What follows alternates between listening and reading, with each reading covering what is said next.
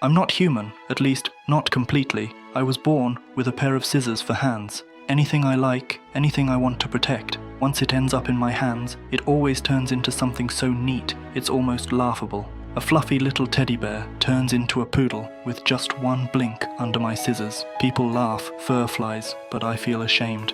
I don't even know if that's how it wanted to look.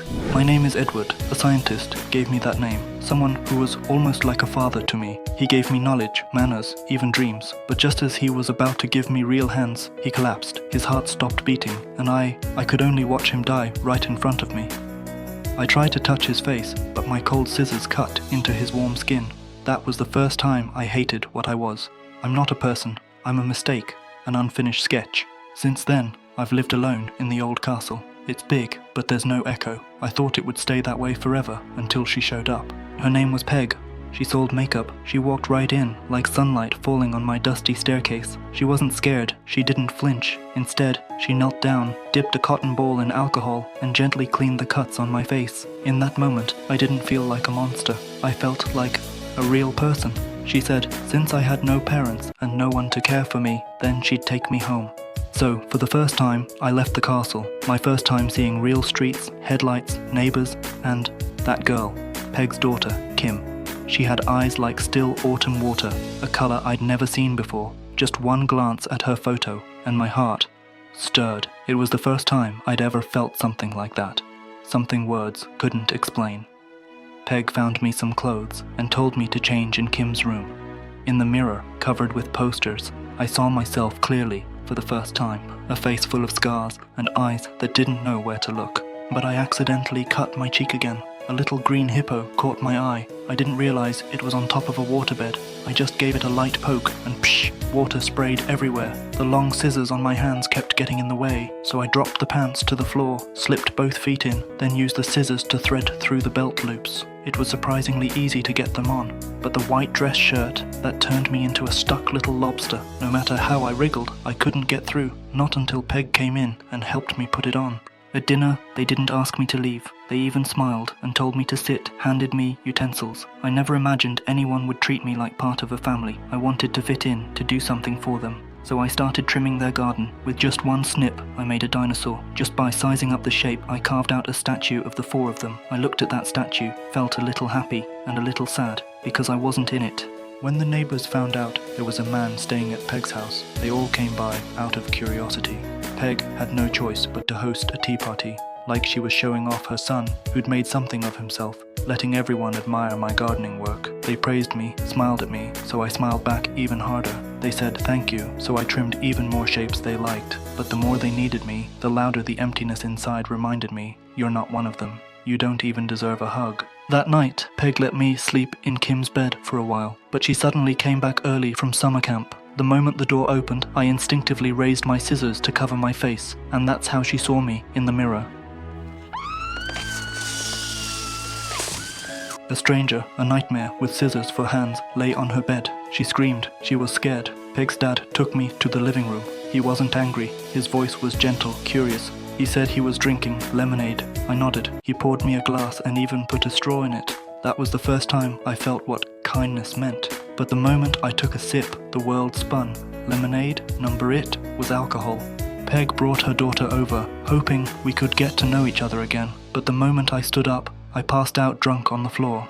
Later, I started using my scissors to trim the garden, groom the dog, even show off my skills at my brother's school. Maybe that's what being accepted feels like, but only I knew the one I really wanted to get close to was Kim. Only she already liked someone, Jim. He'd hug her openly, in a way I'd never learn. When he looked at me, there was always mockery. He laughed freely, and I didn't even dare to show anger, so I had to show my feelings through food, cutting Kim's steak a little thicker, hoping she'd enjoy it more. But accidentally, the steak fell on her. I could only whisper, sorry. In that moment, I understood. Liking someone doesn't mean you can get close to them. The more I wanted the world to be better, the more distant it felt. So even the little teddy at home became my way to make up. I used my scissors to give it a new poodle look, fur flying through the air, and everyone laughed. From one house to another, people started bringing their pets to me for grooming. Mrs. Joy even asked me to cut her hair. She said it was the most thrilling thing she'd ever done. Soon, All the women in town had new hairstyles, and Peg joined them too. I cut more and more, but I grew more scared. The more people came close, the more I felt like a monster, lost in the crowd. The only difference was Kim. She seemed less annoyed by me. One day, she forgot her keys.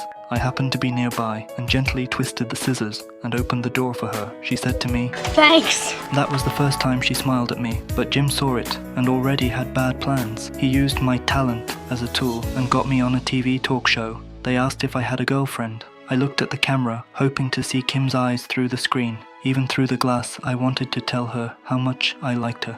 But before I could say a word, my scissors accidentally cut the cable. A shock ran through me, and I passed out. People in the audience screamed.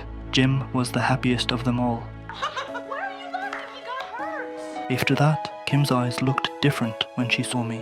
Just when I thought things were getting better, life played another cruel joke on me. I never imagined I'd be asked to help steal something. When Kim asked me in that gentle voice, I didn't even ask why. I just nodded. She told me to go, so I went, even though that door didn't lead to kindness, but a trap. I twisted my scissors gently, and the lock clicked open. But the moment I stepped inside, alarms shattered the night's silence. I panicked, tried to run, but the door was locked behind me. Kim. She glanced back at me, her lips slightly parted, eyes full of struggle, but she never came back. Jim pulled her away, just like he always takes everything I long for. I raised my hands like a kid who'd done something wrong. But I didn't snitch on them. I said I wanted the money to open a barbershop because that was the only thing I could do well. I thought protecting her was the last thing I could do. Then she came. She said thank you, said sorry. I didn't blame her. I said I'd known all along it was Jim's family. She looked at me, shocked, but my voice was calm. She asked why. I just said, "Because you asked me to." She froze. For a moment, I thought she'd hug me, but she just turned away and went back to him. That night, I felt something I'd never felt before. Jealousy. I couldn't control it, just like I couldn't control these scissors. I cut through the wall, wrecked the bathroom, but the deepest wound was inside me. She stood at the door, watching me, wanting to say something, but holding back. I just lowered my head, like a kid, afraid of being scolded. I thought she'd never come near me again, until Christmas night. Kim wondered why snow was falling from a sky that never snowed, and then she saw I was carving an ice angel, and the angel looked exactly like her. I saw her smile, and in that moment I felt maybe I was human too.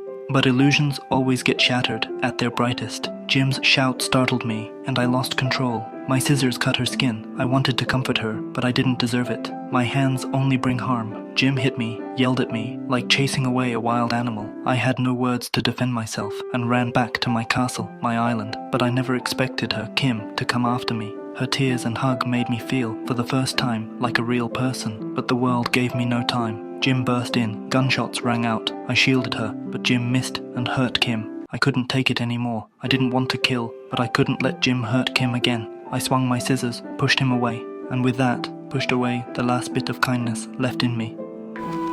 Goodbye. Though part of her still cared, Kim took an old pair of scissors and told everyone. Jim and I fought to the death. Kim used a lie to protect me. She said goodbye, but I knew. Our goodbye was forever. I stayed in the castle year after year, trimming the plants, each cut like carving her face. I no longer wished to leave the mountain because I knew as long as snow kept falling, she was still thinking of me. This is me, Edward, a man with scissors for hands, a man who will never truly be human.